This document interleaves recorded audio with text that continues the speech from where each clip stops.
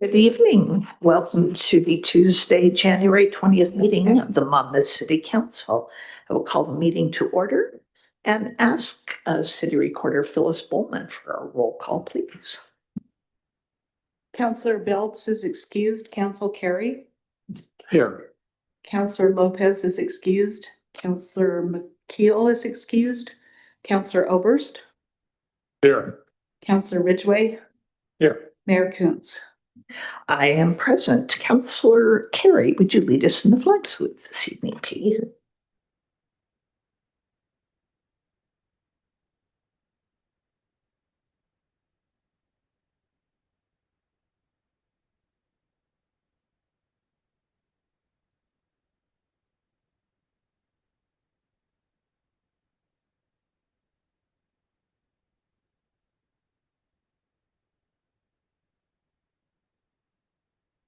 Yes, we do have some illnesses tonight, so we're a cozy group here. And our first item is the consent calendar. So our last meeting, January 6th, any additions, corrections to the minutes? Or do we have a motion? I'd move approval as written. Second. Thank you, Councillor Carey, for the motion and Councillor Ridgway for the second. All in favor, please signify by saying aye. Aye. Aye. Aye. Great, thank you. And that brings us to public comment. This is the time reserved for the comment. Public to comment on items that are not included on our agenda or scheduled for hearing this evening. This is a maximum of 3 minutes. Councillor Carey, are you ready with the timer? You bet. Close. We do have one speaker in the room this evening. Did we have anyone else online to submit a public comment?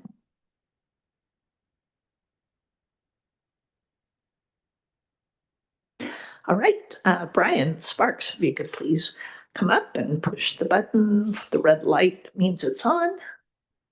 And state your name and residence for the record. Brian Sparks, 790 College Street South, Monmouth, Oregon. Is that coming through clearly? Okay, well, challenge last time. I have submitted documents to Phyllis to send out electronically to the members that aren't here, and it should have gotten a written copy of that text. I addressed you last on December 16th regarding the legislative amendment 25-02, and I had a concern in preparing for tomorrow's Planning Commission meeting and realized last night that we had a major issue that had not been addressed in the efforts thus far. I want to start out by first saying that this UGB change is a strange duck. We haven't done it in like 50 years, so not to anyone's surprise, it really hasn't been addressed in the comp plan in any specific way, just because it wasn't something that was going to come up in the day-to-day, year-to-year affairs of the city, the Planning Commission or the council. And I'm not bringing this up in any way to not support it. I just want to be sure, as I addressed with you in December, that we broadly communicate this, because I feel it's the most important land use change that we've really dealt with in 50 years. Everything that we've done inside the urban growth boundary has been planned and studied by mutual efforts that have then been revised and revamped based on changes in the community. And this process is one that is not supported by all those other prior actions. So in any event, I'm asking you tonight, I'm going to read through a little bit of this, to vote to suspend action on legislative amendment 2502 and change tomorrow's Planning Commission hearing into a work session. I'm making this request to allow the Council and Planning Commission to restart these efforts, perhaps under a new legislative amendment, So in order to implement the provisions of House Bill 2647, I'm doing so to prevent the creation of reasonable grounds for an appeal of the UGB swap. The going back and forth through the code relative to legislative amendments, this unique duck is really a effort on the part of the council to take an action. So you're really the applicant in this case. You're the initiator of this stuff. But there's a whole bunch of provisions in the code that says what we'll do to more broadly reach out to the community. And there's nothing in the bill or in the code that excuses not providing notice. That was your 3 minutes. Oh, I'm sorry. No one said there was a 3-minute limit. Oh, I did when I introduced and said time reserved for the public comment limited to 3 minutes. I'm sorry. And so if you want to just a couple sentences to I'll- wrap up, and I'll just we've got close your it up. written In document. short, I drove around today. There were no signs posted, so anybody in the neighborhood around these areas had any idea that this was going on unless, like me, they happened to read either the planning commission or the council packets in that regard. I've provided a bunch of documentation there. I had reached out to Paul Evans a week or so ago expressing my concerns that we were not broadly disseminating the fact that this process was underway. I'll leave that with you. My sense is, and I've talked with staff and the city attorney, I still believe that failing to, or trying to do the planning commission meeting tomorrow night as a public hearing without having the posting in effect leaves the process open. And I'm expecting some persons other than myself may want to appeal this action. So I thank you for your time this evening and hope that you can discuss it with council and kind of decide what to do for tomorrow night. Thank you. Thanks, Bree. You want to hit the button there? Thanks. Appreciate your review and input. All right. That brings us to a presentation this evening we have on our Main Street program. I guess I will introduce Emily McNulty. So Emily is our Main Street coordinator, and she's got an update for us about our program. But is that good? Can you hear me? Okay. Well, first of all, thank you so much for inviting me to be here. I'm really excited. In addition to being the Main Street coordinator, our family also owns a business in downtown Monmouth.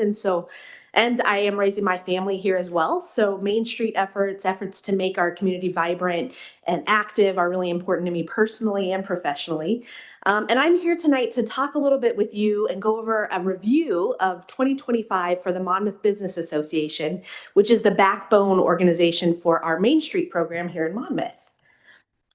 So quite literally, we rocked this year. And you can see, sorry, the one on the left is not as visible, but the one on the right here, you can see some photos of our community just having a great time, enjoying our Music in the Park series, which has now become a tradition for many of our community members here in Monmouth, including my own family.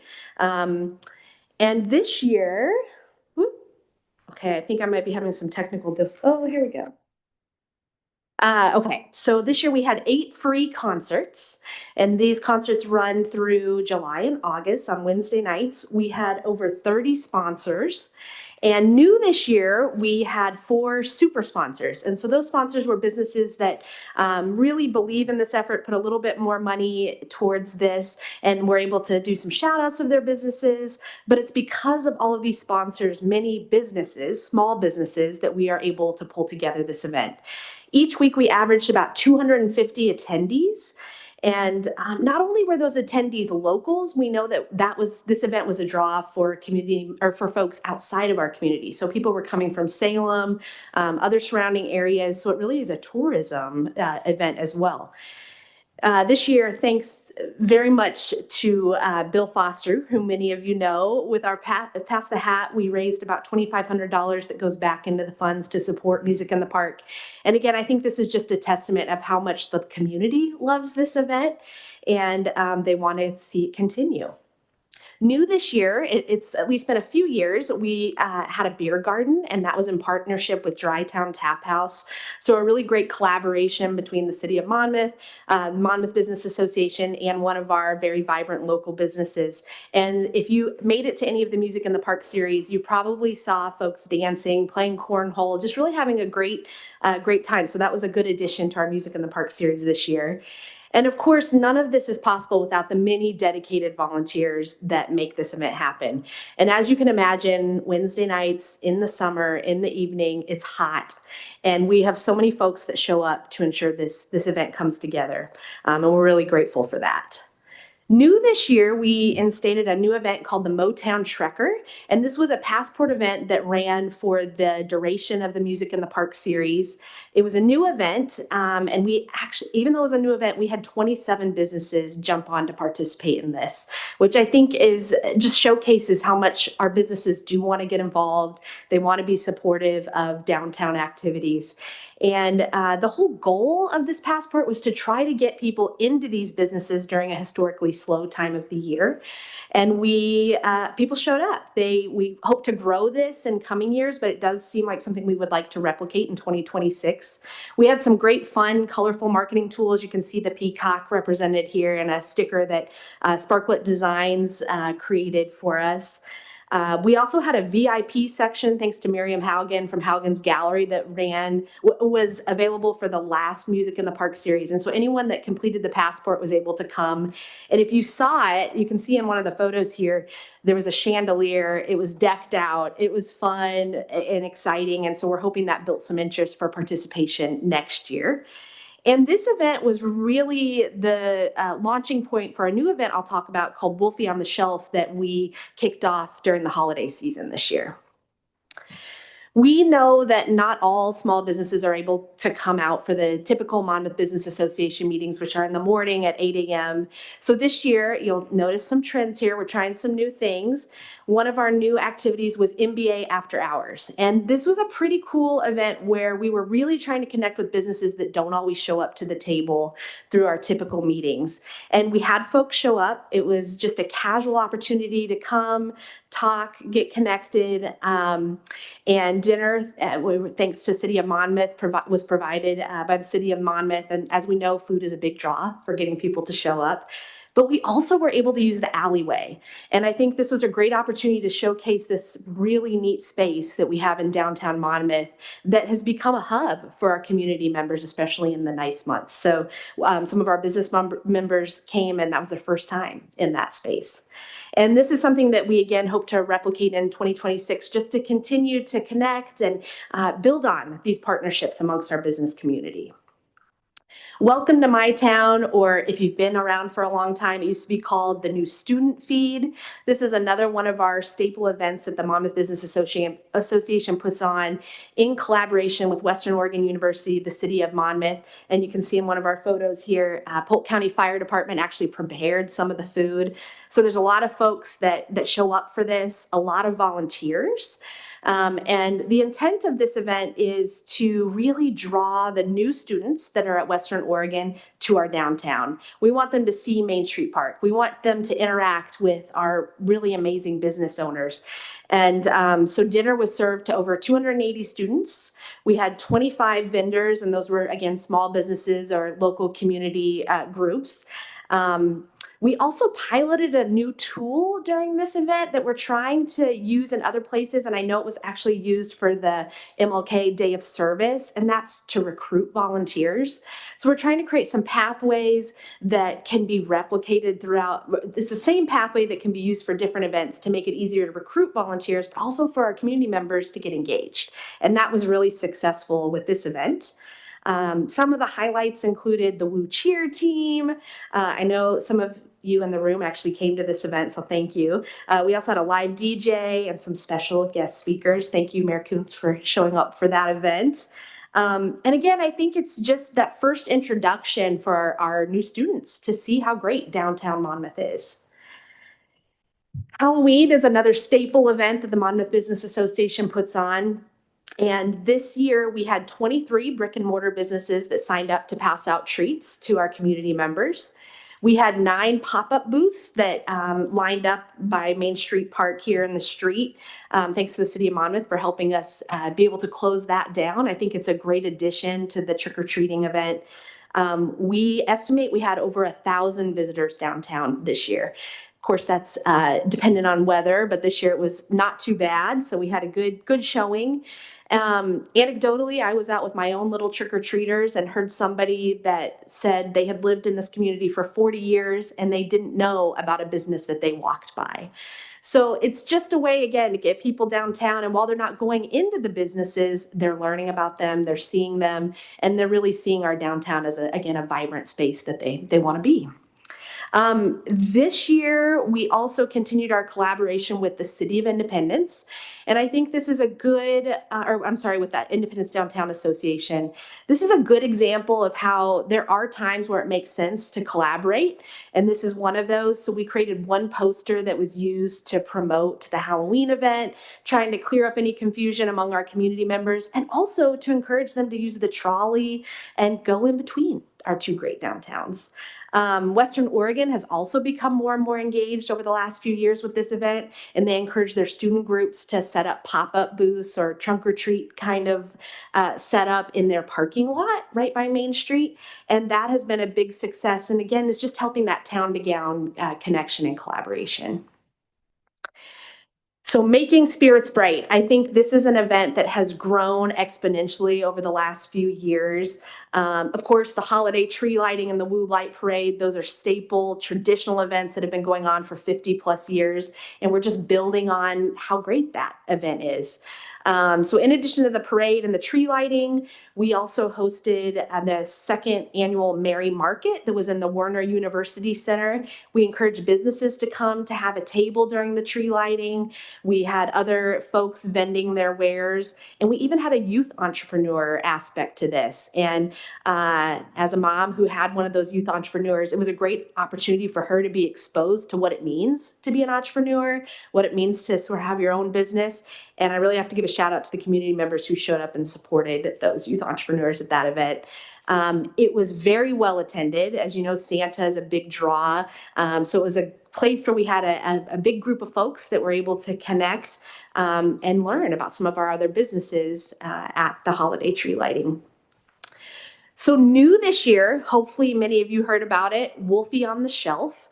Wolfie on the Shelf we were trying to mimic Elf on the Shelf, if you're familiar with that event that some people participate in the holidays. And we had a very cute little Wolfie stuffy that 15 businesses participated in this event, and they hid that little Wolfie throughout their business, and it moved locations. And we had a passport where community members were able to go try to find Wolfie, get a passport, and if they went and visited at least 10 businesses, then they were entered to win a gift card to the local business of their choosing. And this was a big hit. It was really successful with our businesses that participated. We had a fair number of folks, actually community members, that wanted to do this event as participants. It gave those businesses content that they could share on their own social media channels.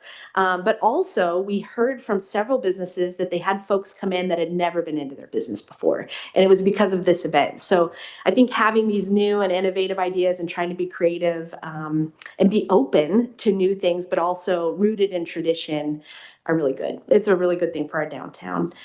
Making Spirits Bright this year, we had 9 sponsors.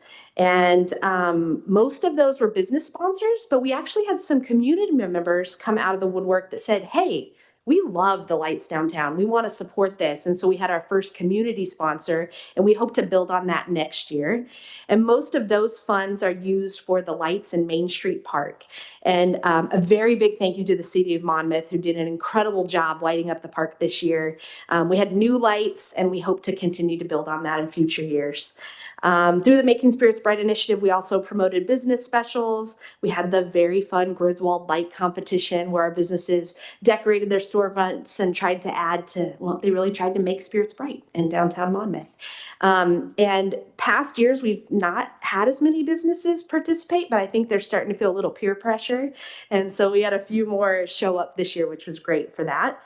And again, this is a strong collaboration between the MBA, Western Oregon University, and the city of Monmouth. And it's because of those collaborations that I think we're getting such traction amongst these downtown initiatives. So the Main Street program, this is where a lot of my efforts go in addition to supporting the MBA. We kicked off the year with one-on-one interviews with local businesses, and we really targeted businesses that haven't shown up to the table in the last few years. And we just asked them what would get you there, what are ideas that you might have. And so that was a great opportunity to start building some relationships with those businesses that aren't always showing up. We also created a new business toolkit that is a hard copy folder that Suzanne Duffner and her team have to give prospective businesses that are asking about what it's like to start a business. That's available in English and Spanish, and we're really excited about that. And it's also going to live online on the City of Monmouth's website as well. So just trying to create these natural pathways for people to learn how would you start a business in downtown Monmouth? I also participated in the Main Street, Oregon Main Street Networking Opportunities and Oregon Main Street Conference. And I think these are great avenues to connect with our counterparts across the state that have very vibrant Main Street programs and active downtowns, and learn a lot of great ideas. I'm able to share a lot of the great things that Monmouth is doing, and not reinvent the wheel, because there are some great things that are out there. So just connecting and making sure Monmouth is represented there. Tourism-related initiatives. I own a tourism-based business, but we also know because of the university, we have a lot of visitors that are coming into town. And so through those interviews with local businesses, we heard we really need a brochure for Monmouth. And so this really beautiful brochure you can see on the screen here was created by Sparklet Designs in collaboration with the City of Monmouth and Main Street program. And we have these in most of our downtown businesses now. And it's a map of downtown, talks about all of our different events and things that we have going on. And then we're also involved with the Travel Salem efforts and Travel Oregon conference as well. So again, just making sure Monmouth's at the table and people are hearing about all the great things going on in our community. The big role that I play, though, is providing technical assistance to all of these different MBA initiatives. So I'm showing up to a lot of meetings, helping kind of steer the ship and keep the train on the tracks. But we have so many great volunteers that are doing a lot of the hard work. It's just helping move that process along, and make sure we're all kind of rowing in the same direction. And also connecting all the great work that's happening with the MBA and our business community with all the other wonderful things that are going on. So for example, the Travel Oregon Accessibility Grant that we have received in our community, the Cultural Harvest Market and Food Co-op Feasibility Study, all the multicultural committee events like Pride, AAPI, Juneteenth, and then another example is the painting of MyNet boxes that the Chamber did in the summer. So just trying to connect the dots and crosswalk where that makes sense, because there's so much great work going on, but sometimes you just need to hear, oh, you might want to connect here or there. And so I feel like that's a big role the Main Street program plays as well. Another big focus is just communication outreach. We're trying again to streamline processes, get our documents in order. We found that some of our roster was outdated. So just reaching out to make sure we have good contact information for all the businesses so that when things come up, if it's a grant or a big event that's coming into town, we can blitz that information out to them. Streamlining all of our communication tools. Thanks to Councillor Belts, who was the MBA president this last year, we launched a new newsletter that is sent out regularly to local businesses so that they get information about what things that they might want to know. Updating our MBA website. We also work closely with the City of Monmouth to go do warm greetings for any new business that launches in Monmouth so that they know there's a team and mentors and groups of people that want to support them as they get started. And then we write up spotlights on them. And so Sabra's really blitzes that out through the City of Monmouth outlets. And then we also get it out through the MBA outlets as well. Social media, love it or hate it, it's a method that a lot of our community members get information, and that is something we're really trying to bolster.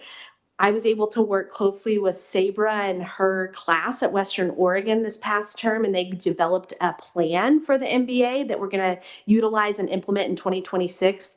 And I think that's just another great connection point, is using the university for these types of projects that can help us be successful for the Main Street efforts that we're doing. So it takes a village. We have 17 MBA members, a very strong leadership team.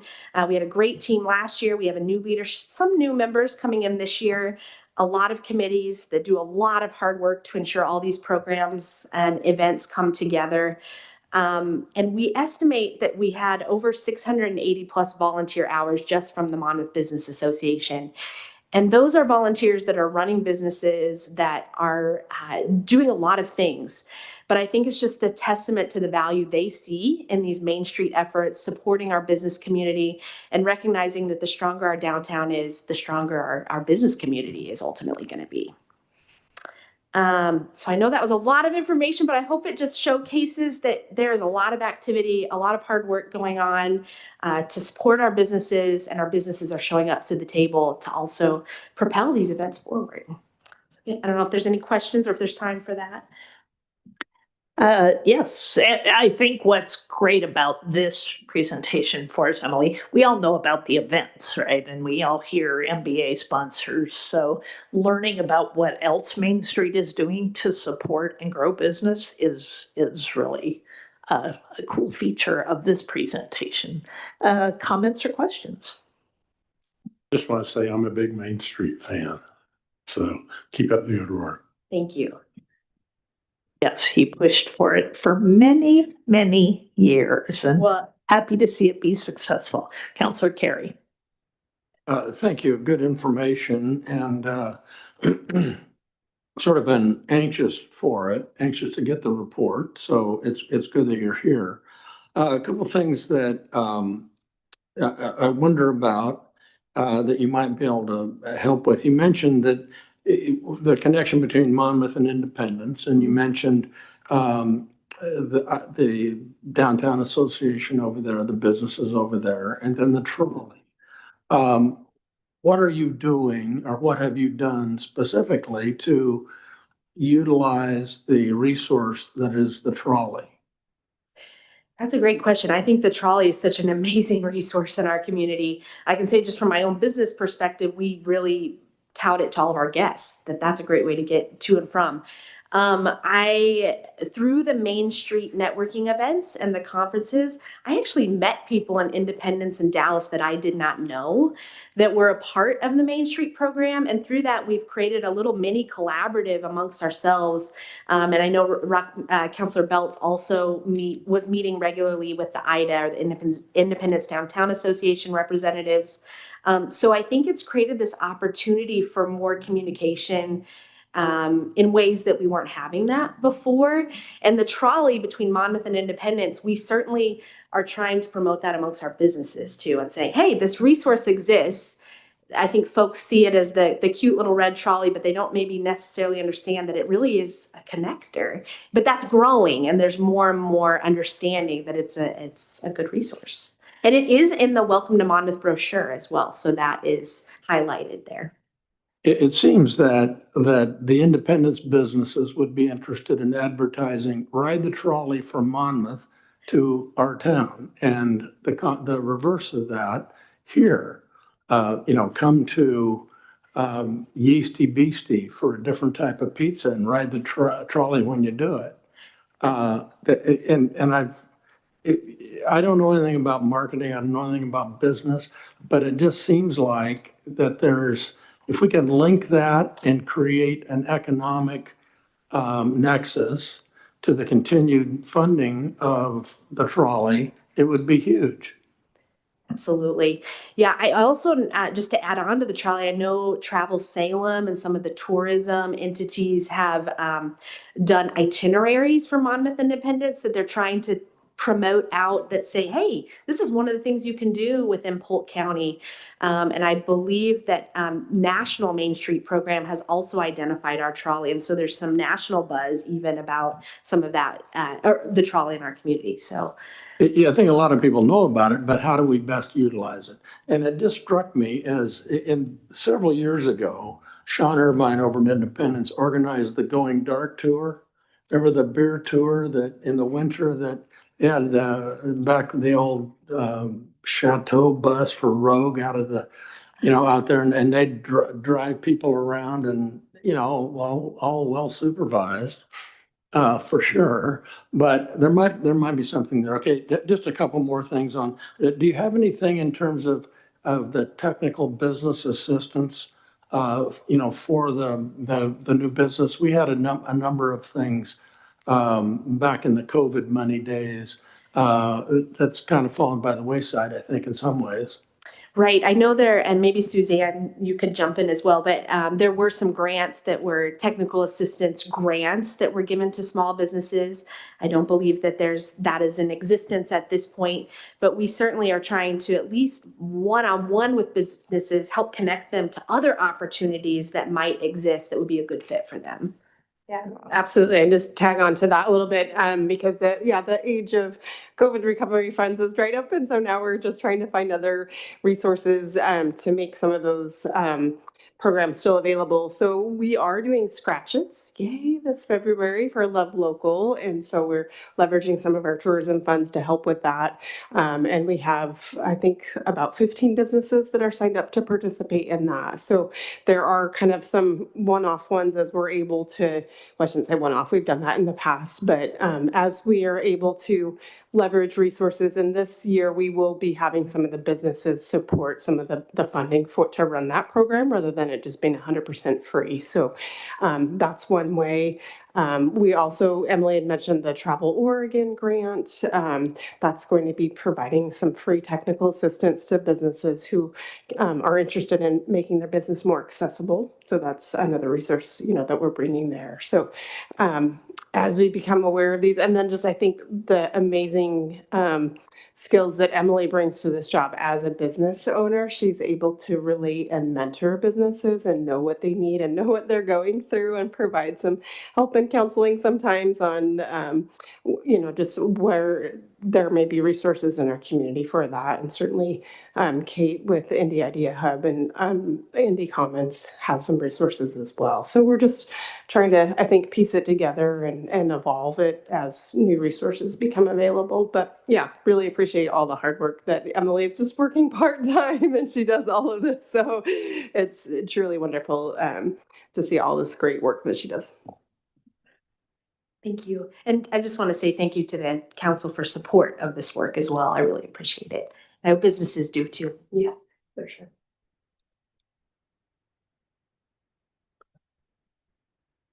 Councilor Ober. This isn't exactly Main Street, but it's on our Main Street.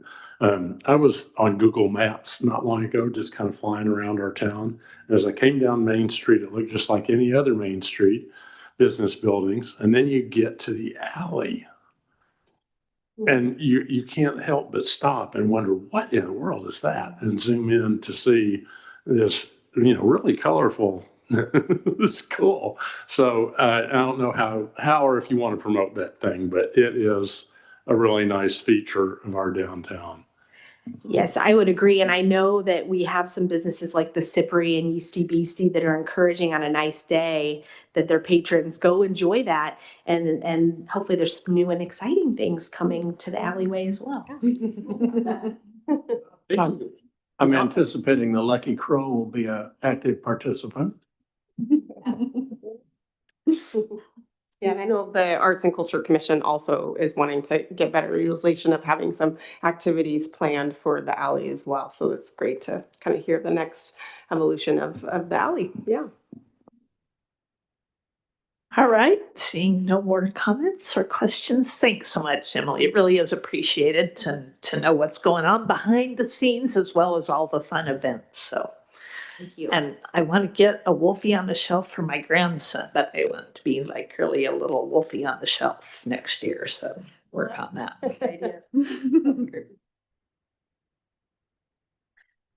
That's our business agenda. We have 2 items this evening. The first, I believe Sergeant Strack is here because we thought we took care of all our OLCC business, but no, he says, I have one more for you.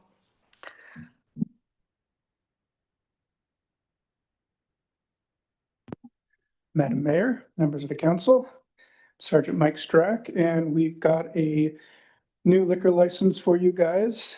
As you've already mentioned, it's for the Lucky Crow Farm Stand and Eatery. Have you ever thought to yourself, I wish I could buy fresh produce, meat, and dairy on more than just a Saturday? What if this farm stand was also a place to order food? If you're like me, you're always looking for fresh, locally grown goodness. Maybe you had a long day and the only way to unwind is with a soothing chicken noodle soup. Wouldn't it be nice to cut up fresh carrots, onions, and celery straight from the farm? Or maybe you planned a date night and want to wow your partner with fresh ingredients. Either way, if only we had a place to go. Well, welcome to the Lucky Crow Farm Stand and Eatery, where the farm to table is measured in footsteps, not miles. If you want fresher ingredients, you'd have to pull them from the soil yourself.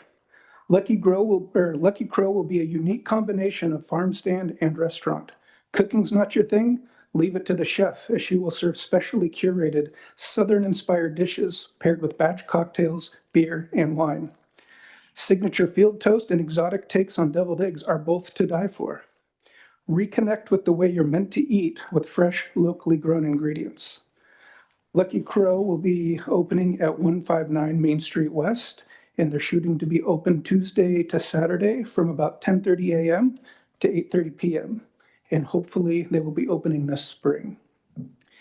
So with that, in the process, I did do a background investigation and haven't identified any areas of concern. So in front of you, you have your normal options that you guys can weigh, but it is the staff's recommendation to approve in favor of the liquor license. Will there be fresh brewed beer? And fresh brewed beer and freshly fermented wine as well, I presume?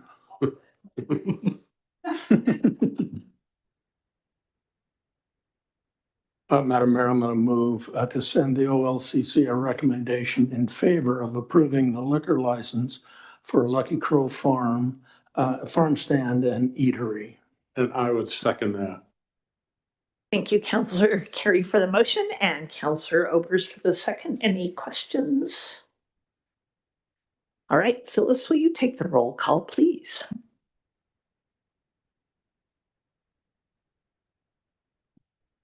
Counselor Carey, Aye. Counselor Oberst, Yes. Counselor Ridgway, Aye. motion passes 3-0.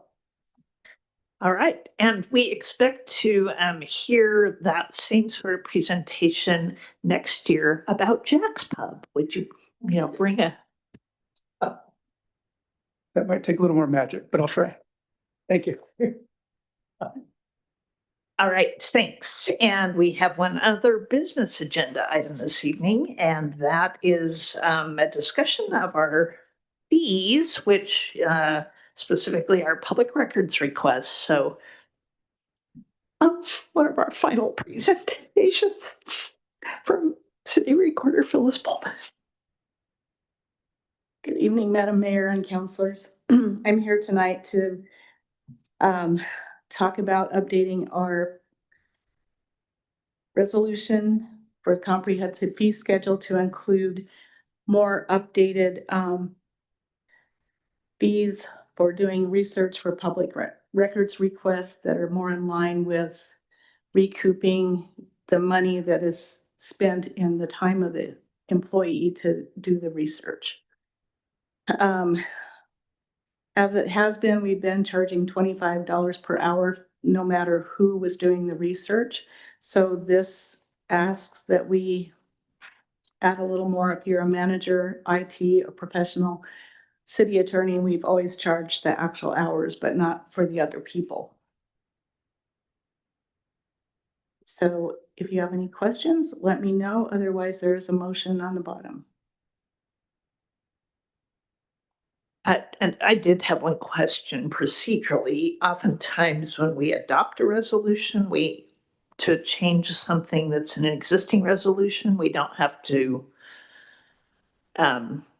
cancel the previous resolution since we're just changing one fee.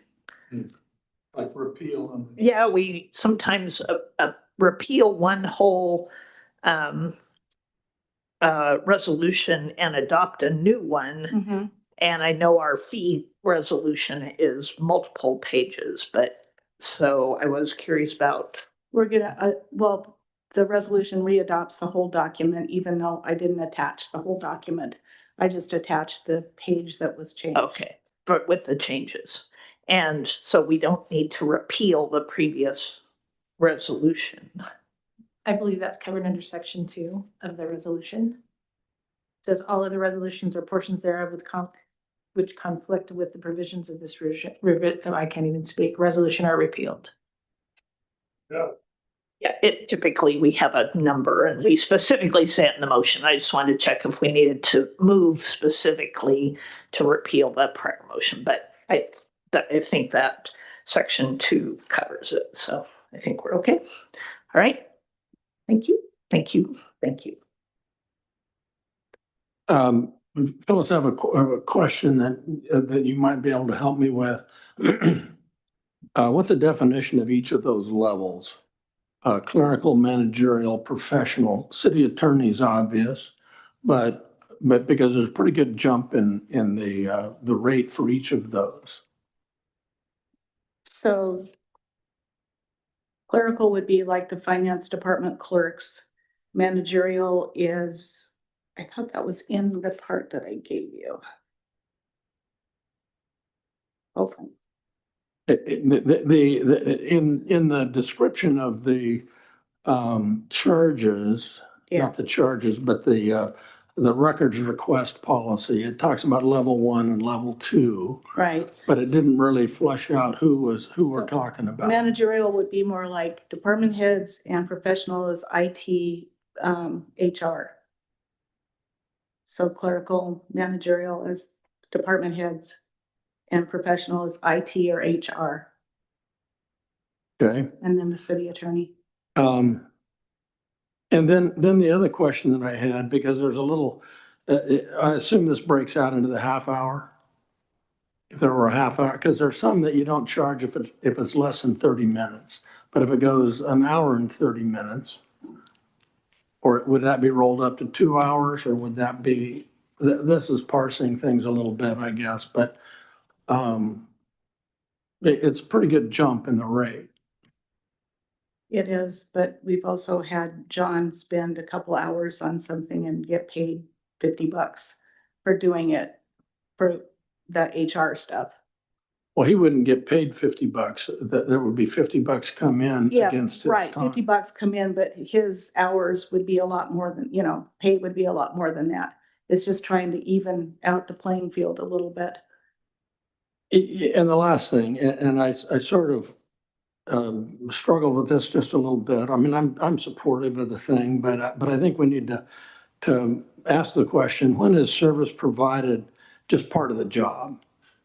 I mean, when do we have to, like, what's the one-to-one thing on? Go ahead, Rich. So the level 1, and while there's different requests, the level 1 is a request that an employee, if it's something just to email someone and you can do right away, then that's what the level 1 is. So there's no charge associated with that. It's easily accessible. It's a link to a web page, that type of thing. So that's why there's the separate levels. But then you get some that take 10, 12 hours to be able to complete, to give back the information. And so we're trying to recoup the time of the employees that are actually working on that. But there is the level 1, which allows us to respond quickly and give that information without charge. Regardless of the level. Correct. So Regardless of- regardless of the level. So a managerial person Correct. could just bust off an email Correct. and it's less than 30 minutes, so it's no charge. Correct. Yeah, okay. Okay. There's I mean, I understand the need to sort of replenish, the time that is spent by people, but I mean, these are salaried employees and, they have a job to do, and I'm assuming what they're doing is within their job description. And it can become onerous, no question. So they can't do the job they're supposed to do because that 5% says you need to respond to records request, and that becomes, I understand that. I will just Go ahead. say, as someone who processes public records requests as part of my salaried day job. You would not believe the kind of requests, the kind of information that public entities get. We hear a lot on the news about, having to do public records requests to unearth, possible misdeeds and things like that. But the volume of just requests for 5 years worth of your purchase orders. And somebody has to stop and take time away from their work to do that, to do it in the manner in which they have requested it, those kinds of things. It has because people just have access to all of our email addresses. They have access. So people are using these for commercial purposes, and Oregon law does not allow you to refuse to give it out. So they want information they can sell to others. And it just takes time away, and to make sure that you're responding properly. And I think maybe a lot of this level 1, level 2, if you have an existing report on the computer where you punch a button and it PDFs it and you can send it to them, obviously, I think most agencies do that without charging. But my gosh, it is just constant. So yeah, no, you wouldn't know. And it's way different than it was 5-10 years ago. So yeah.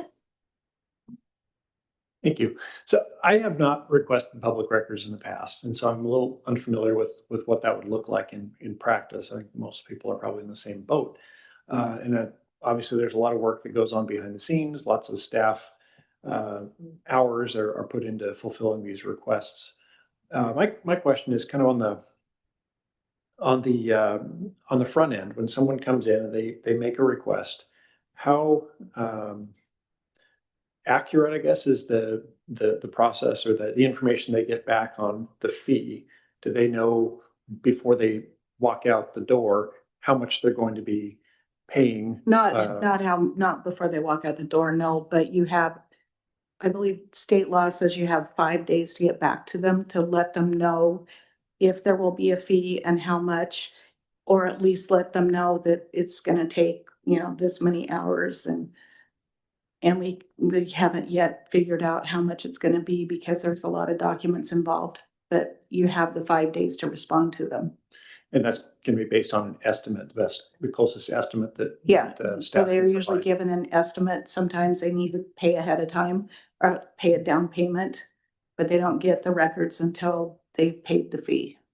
And if the estimate is wildly different than the actual hours that are used, what happens in that instance? Well, they would get a refund if the estimate was that high, but you don't, try to keep it as close as you can. Okay. That helps. I wasn't sure kind of what that process looked like when someone makes a request. Do they know, you said within about 5 days, they're given a dollar amount of how much they would pay for that record, and it shouldn't exceed that amount. So there wouldn't be a surprise like, actually, it took us much longer to compile these records, so now you owe us more to retrieve them. I mean, that's always possible Okay. because you don't know, some are so involved, you don't know what you're getting into until it's, you've dug to the bottom of it. But I do have to say that most of our public records requests are for our vendors, who are our vendors, so they can publish it nationally for people to see. Okay, thank you. That So- helps. Yeah, I think state law, it's not about 5 days. State law is really specific. And at that point, and at any point, you can go back to them and say, this is going to take this much more time. It's going to be this much more money. What would you like to do? So you have to let them know those cost estimates before and give them the option to proceed or not, or sometimes ask for it in a different way. Like I've had vendors ask for something and I've said, well, I'm going to have to hire a tech guy to write a report this way, or I can give you these 3 columns for free. And they say, fine, I'll take the 3 columns. So those kind of conversations are what makes the public records law make sure that people can get what they want or need, but if it's going to cost, they get to choose. Also, if we don't have a document, we do not have to create a document. That is state law. So if we don't have something that says this, we do not have to create it. The policy there, the City of Monmouth Public Records request policy was helpful. I mean, that provided a lot of information that talked about the procedure and some of the fees and how those were estimated. That was good to read in this context. Yes, and I highly recommend having fees that reflect the amount of time based on who has to respond, because it can be very onerous and cause a lot of diversion of work. So I would entertain the proposed motion or some version thereof.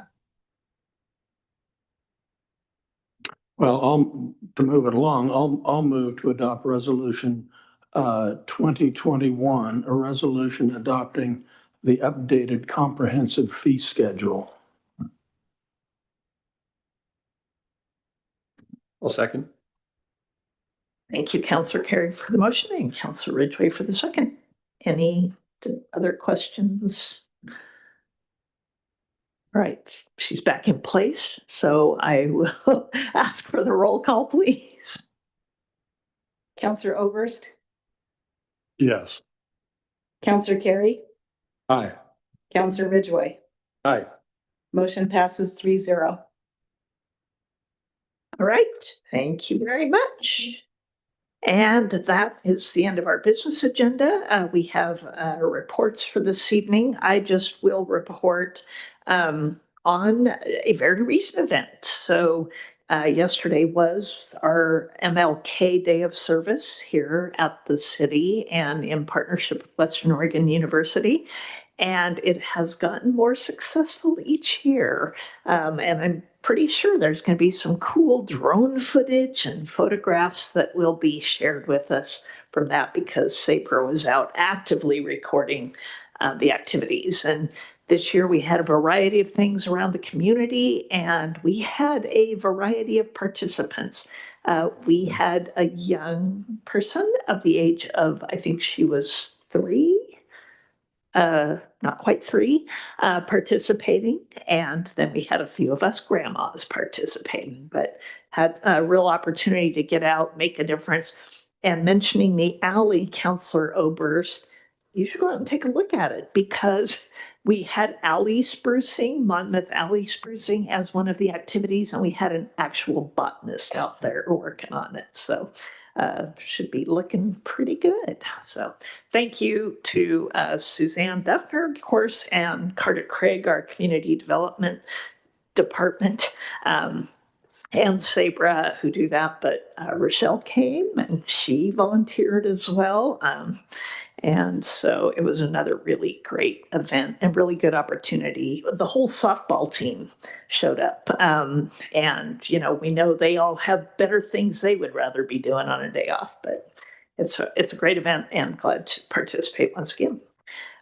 Do we have any reports on our board and commission activity? Councillor Oberst. Tree board had its fall tree planting on Saturday. Finally got the 3 trees in. It was scheduled to be 4, but 3 trees at the skate park. And we're going to continue to look around and see if we can find a piece of clean ground down there with no pipes under it to go ahead and get number 4 in at some point. But 3 trees were planted on Saturday. Furthermore, we have the tree contest going, and I have a feeling SABRA may know we have 3 entrants so far. And it's up to go, you know, 10 winners. And the first year we only had 7 entrants. Last year we had 15 or something like that. So get your entry in. Front yard tree. The city will pay $75 towards that tree. The property owner pays the rest. The tree board will recruit students from the athletic department. Division 2 has a community service requirement in what they do. And then we will descend on your property and dig a hole in your yard and put a tree in it. So Please enter the contest. It's a load of fun for all concerned. Thanks. Counselor Ridgway. So the Monmouth Parks and Recreation Board met last week. Not a whole lot of big events going on. We did break ground on a restroom at the Monmouth Recreation Park. So under construction, that is starting. A couple of construction projects will begin in the spring, including the boardwalk out in with a gazebo, some nature trail additions. There's also a lot of work being done on kind of crafting the application process for our grants that will be soon advertising some Parks and Rec grants to bring people into just making activities generally for the community to participate in and that promote access to and use of our parks. So those will be kind of gathering some steam in the next couple of months, but that is what is happening with Parks and Rec Board. And we have a MyNet board meeting next week, just that we have gone to every other month on MyNet. And I think that speaks to the turnaround in that organization when it used to be a topic of really intense discussion, concern, and oversight by our council. But we're down to every other month. Our meeting is next Wednesday. So, Councillor Carey, do you have anything? I do. Report from the Planning Commission, Madam Mayor, members of the council. They met on January 7th and to consider, and I made this announcement without getting too detailed, but to approve or consider two major variances in construction of a 4-story, 34-unit apartment building, commercial on the ground floor above, and that'll be in the parking lot right here by the restaurant, the cat lounge, and an office space that would wrap around to take in, and the parking would be included in the that sort of a patio area in front of the Mexican restaurant. Sing Fe will survive, but they'll be surrounded. So it'll be a nice construction project just west of Monmouth Commons here, and the variances really had to do. One was a fairly minor one in the amount of glazing on one side, or actually a couple sides of the structures. There's one major building and then a smaller auxiliary building, and so that wasn't a lot. The one that took the longest probably was the waiver of the requirement for a 5-foot buffer around the parking lot that has more than 10 spaces, sort of as a buffer between the public right-of-way and property lines. In order to get the required parking in, they needed to have that waived. And given the location of where those buffers would have been, I think it made sense to the Planning Commission to go ahead and approve both of those. That's a type 3. So they made the decision. That is done. I'm sure there's a window that could be appealed to the council, but I think we're all excited to get that thing moving forward. The Planning Commission also meets tomorrow night, and Brian referenced that in his comments. And that is for a public hearing on Legislative Amendment 2502, which is the UGB land swap, the land exchange, technical term there. And this is a decision, a public hearing that will allow the Planning Commission to make a recommendation to the council. It's a type 4 process whereby the Planning Commission holds a public hearing, makes a recommendation. They'll have a staff report, make a recommendation to accept or add to or decline.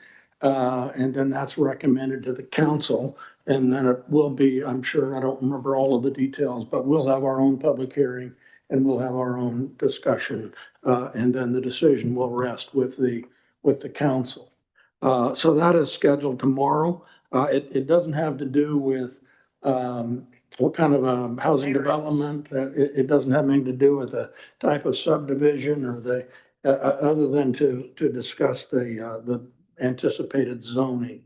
The properties that are under consideration are outside the urban growth boundary and outside the city limits. When this is considered and if it passes, it will bring them into the urban growth boundary. And then there will be a process by which they will be annexed into the city. And then there'll be things that happen beyond that. Now, so that is scheduled.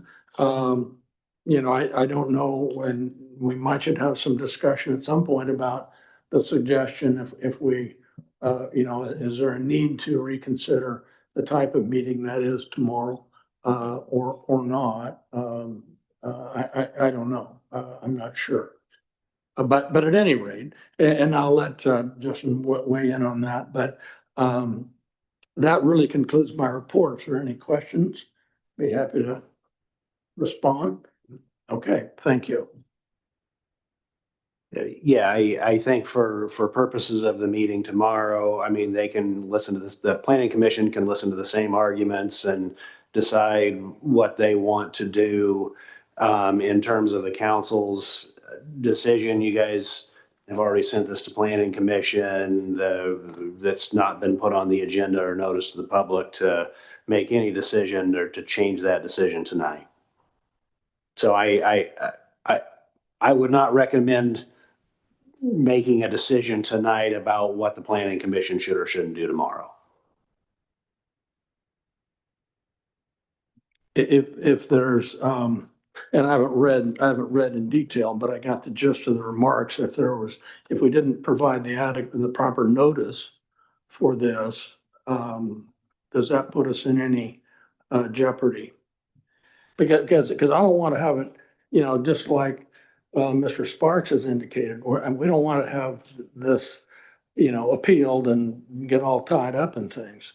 So it's because my understanding, all they're doing is voting yes or no to refer it to us for discussion and decision.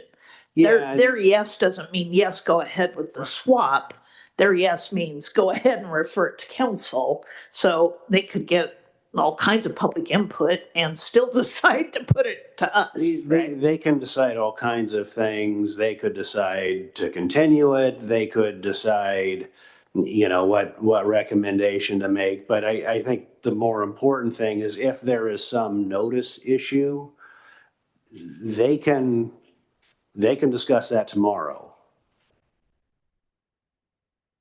And my understanding is you were going to be there tomorrow to advise. Yes. All right, thanks. All right, that takes us to our city manager's report. Rochelle. Thank you, Mayor. So I wanted to give an update on trolley shelters. So excited to report that last week, and I have not driven by to make sure it's there, but I was told that the shelter on Catron in Maine was installed. This week is Eccles in Maine, and then there will be one more next week, and I don't know the location of that yet, but there are 3 so far, and they're working on the rest of the 8. But we have movement, and we have some, so that's good, exciting, yes. The mayor referenced MLK Day, and I just wanted Suzanne to give an update today at the management meeting that we had over 70 volunteers, and they worked on 8 projects, so just to give you a little bit of data. Just a reminder that Senator Merkley's town hall has been rescheduled to Thursday, and you should all have emails regarding that. I just want to make sure everyone got the information. It'll be 12:30 to 1 at the Nesmith Readiness Center in Dallas. The new Monmouth Monthly podcast is up with Tori Stutzman. She's the president of Monmouth Business Association. So please, when you have a moment, take a listen to that. Saber's excited about it. I think we all are. Sorry, I didn't mean to sound that way. I wanted to also just address AV within the council chamber. So we've instituted a new policy internally. All presentations that are going to come to council have to be given to us with 3 days prior to the presentation. We have one specific laptop that all presentations will be presented on, which you saw this evening. We've had some problems in the past with iPads not working with the ClickShare program, so this should solve any problems with that. It'll be tested in advance, make sure that it runs properly. So hopefully tonight we had a little bit of technical, but they got that fixed right away and off we'll be running. So hopefully that'll solve our issues with presentations. Just two other little things just about me. I will be out January 28th and the 29th, the afternoon of the 28th, and then the full day of the 29th at an LOC board meeting in Gearhart. And then also I had mentioned, I think I had in the past, but I am going through a name change. I'm going back to my maiden name. And so effective February 1st, I will be Rochelle Anderson. So I'll make sure you get emails. My email will change, all the whole stuff, but I just wanted to give everybody an update. So if you hear that, yes, it is true. So I'm going back to that. And that's all I have. All right, and this is my very public nudge to the private nudge I sent. It is time, or slightly past time, to do a city manager evaluation. And so I sent out documents, several different ways to respond to those, include your thoughts and review of our executives' performance and communication and things like that over the past year. So we will have executive session at our next meeting and discuss that. The city manager has been notified. We're required to do that by law. And also she has an opportunity to request that the actual comments and evaluation be made public and be handled in a public forum. And she has not requested that. So we are allowed by law to discuss that in executive session. Thank you. Thank you for your prompt responses to my, sorry, yeah. And then Councillor Carey and I'll review those and compile a summary to present to all of you. And Rochelle will be getting a self-evaluation out to us as well. So that was all I had. Any other comments or announcements of cool upcoming stuff?